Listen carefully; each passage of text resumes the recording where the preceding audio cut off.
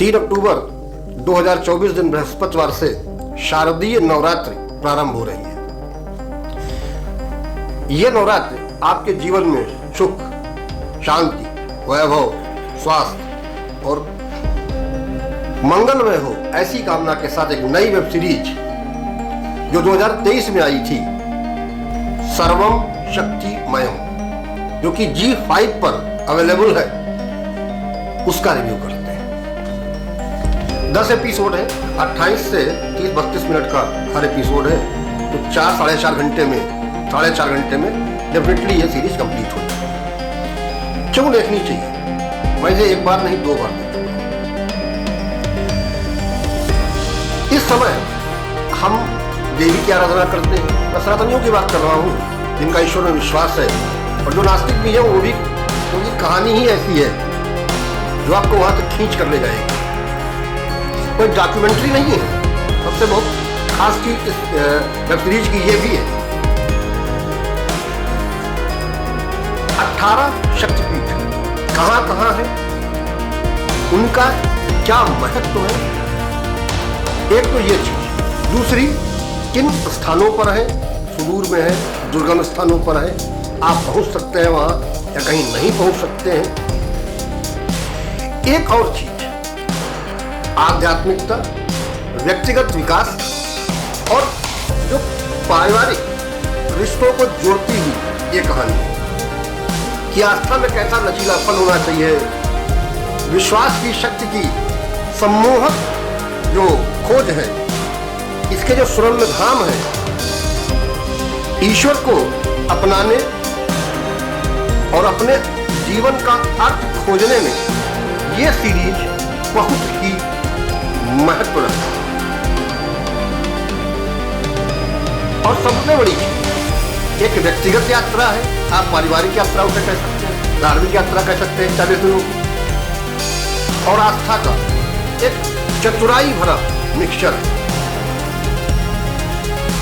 कलाकार संजय सूरी, जिन्होंने माधव सूरी या मैडी का रोल किया है, प्रियमणि जो माधव की पत्नी का रोल कर रही हैं, अश्लेषा ठाकुर जो उसकी बेटी बनी हुई है, और समीर सोनी जो रंजीत सोनी जो शिकागो से यहाँ आया है, उनका भी परिचय देते हैं। यह सीरीज एक डॉक्यूमेंट्री ना लगे, इसके लिए उन सभी शक्तिपीठों के अंदर तक, जहां तक कैमरा पहुंच सकता है, वहां तक शूटिंग की गई है। मैंने क्यों देखी और आपको सजेस्ट क्यों? ये ही इस वेब सीरीज की सबसे बड़ी कहानी शुरू होती है एक गेट टुगेदर से, जहां माधव सूरी अपने कॉलेज के फ्रेंड्स के साथ मिलता है। माधव सूरी उस कॉलेज का सबसे होनहार बंदा था, लेकिन आज की डेट में वो पूर्णतः असफल है। वो कई बिजनेस कर चुका है, लेकिन किसी में सफलता उसको मिली ही नहीं। सफलता के नाम पर तो उसे ऐसा लगता है कि सक्सेस एक ऐसी चीज है जिसको सोचना तो दूर की बात हो गई, इसके सपने भी कहता है मुझे नहीं आते। रंजीत सोनी का परिचय जो है वो शिकागो की एक क्लास में दिया जा रहा है। शिकागो में वो क्लास ले रहा है। वो ईश्वर में कोई आस्था नहीं रखता, वो मानता ही नहीं है कि ईश्वर है, ईश्वर कहीं है ही नहीं। वो पूर्ण नास्तिक व्यक्ति, और वो बेस्ट सेलर है अपनी लिखी हुई बुक्स का, जबरदस्त। लेकिन वो परिचय क्या दे रहा है? कहता है कि भारत से एक गेरुआ वस्त्र पहनकर 1893 में एक व्यक्ति आता है, और यहाँ जो विश्व धर्म सभा हो रही थी उसमें वो बोलना प्रारंभ करता है। उस व्यक्ति ने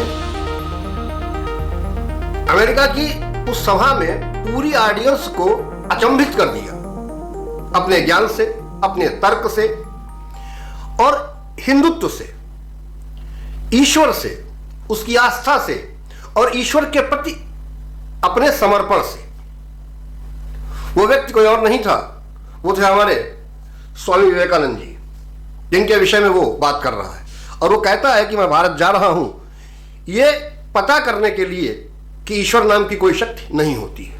on the other hand, Madhav Suri जो इस फिल्म, इस वेब सीरीज का मेन कैरेक्टर है, वो और उसका परिवार। माधव सूरी उस गेट टुगेदर में अपने मित्र दीपक से मिलता है, और बैठते ही पहले ही ड्रिंक में उससे 50 लाख रुपए का लोन मांग लेता है। अब इस कहानी का जो प्रारंभ है इसी लेन देन से शुरू होता है। मुझे भी बहुत बुरा लगा।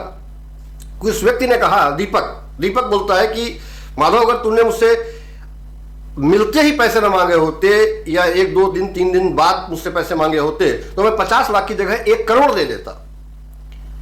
लेकिन जिन हालातों में तू फंसा हुआ है उन हालातों से निकलने के लिए जो पैसे की आवश्यकता कम और किसी और चीज की आवश्यकता है। यार, एक आदमी को पैसे की जरूरत है और तुम ज्ञान वांच रहे हो। किसी को भी अच्छा नहीं लगेगा। मुझे स्वयं ही नहीं अच्छा लगा कि उसे पैसे चाहिए थे तो इतना ज्ञान वांचने की क्या जरूरत थी। उसने कहा 2 चीजें, 50 लाख रुपए और वो भी इस शर्त पर कि मैं वापस नहीं लूंगा। वो कह रहा 3 महीने में रिफंड कर दूंगा। वो कह रहा मैं वापस भी नहीं लूंगा 50 लाख रुपए, तुम्हारे अकाउंट में 10 मिनट में ट्रांसफर कर दूंगा। यह जीवन बदलने का idea, an idea that can change your life. वो कहता है कि खरगोश की आंखों पर जब रोशनी पड़ती है तो खरगोश को यह समझ में नहीं आता कि वो क्या करे, किधर जाए किधर देखे। ऐसे ही एक असफल व्यक्ति का होता है। दीपक माधव से पूछता है कि तुम्हारी फैमिली में कैसे बनती है। तो माधव से कहता है कि यार, जिंदगी की जो जीत की लड़ाई है वो तो लड़ ही रहा हूं और इस जीत की लड़ाई लड़ने के साथ फैमिली के साथ तो लड़ना ही पड़ता है। यानी माधव बहुत परेशान है और उसको ऑफर क्या देता है, वो कहता है सपरिवार 18 शक्तिपीठों का आपको यात्रा करनी है। 18 शक्तिपीठों की यात्रा करनी है और उसकी शर्त यह है कि हर एक कम से कम शक्तिपीठ पर 1 रात अवश्य गुजारनी है। माधव ने कहा, यार मैंने तो तुझसे पैसे मांगे थे, तूने मुझे धर्म कर्म के चक्कर में कहां फंसा दिया और ये तू यात्रा करने की बात कर रहा है, यानी कि खर्चा और बढ़ेगा। जिसके पास पैसा नहीं है उसको तुम ये राय दे रहे हो। दीपक उसको एक और ऑफर देता है कि तुम ये कर लो, उसके बाद भी अगर तुम्हें आवश्यकता पड़ेगी तो मैं तुम्हारी मदद करने के लिए तैयार हूं। यहां से थोड़ा सा मुझे भी समझ में आया कि यार ये व्यक्ति उतना बुरा तो नहीं लग रहा था जैसे विलेनिश कैरेक्टर लगा। किसी ने पैसे मांगे और उसने मना कर दिया और उस पर से ये भी तुर रहा कि साहब कहने को मैं 10 मिनट में डाल दूंगा और वापस भी नहीं लूंगा, लेकिन एक आइडिया सुन लो। ये सारी चीजें अब सबसे बड़ी समस्या थी माधव के आगे कि उसकी परिवार में ही उसकी नहीं चलती थी, क्योंकि उसके बच्चे तक भी उसको मानते हैं कि उसका बाप एक फेल्योर बिजनेसमैन है। वो कुछ नहीं कर सकता है, किसी बिजनेस में सक्सेस नहीं हो सकता है, कोई बिजनेस उससे हो नहीं सकता है। उसकी ससुराल भी एक टिपिकल साउथ इंडियन फैमिली में है। उसका ससुर इतना रिच है कि वो उसकी हेल्प कर सकता है, लेकिन वो कई बार कर चुका है और माधव कई बार फेल हो चुका है, तो वो अब करना नहीं चाहता है। अपनी बेटी से भी कहता है कि तू चाहे तो इसको छोड़कर कोई दूसरी शादी कर सकती है। अब ऐसी कंडीशन में परिवार को मनाना और बच्चों को मनाना, खैर प्रियमणि ने यहां पर बहुत अच्छा काम किया कि परिवार को मनाकर 40 दिन के लिए तैयार कर देती है। और पहला जो शक्तिपीठ है इनका, जो जहां से इनकी यात्रा शुरू होती है, आलमपुर जगह का नाम है जोगलंबा देवी, जहां ये पहली शक्तिपीठ पर पहुंचते हैं। अब देखिए कहानी यहां से घूमेगी। उसी जगह पर रंजीत सोनी भी उतरा है, वो भी पहले शक्तिपीठ जो है क्या कहता है आलमपुर में ही आया है और वहां इनकी मुलाकात भी होती है, बातचीत भी होती है। उसे रुकने की कोई व्यवस्था नहीं है तो इनके साथ रुकता भी है।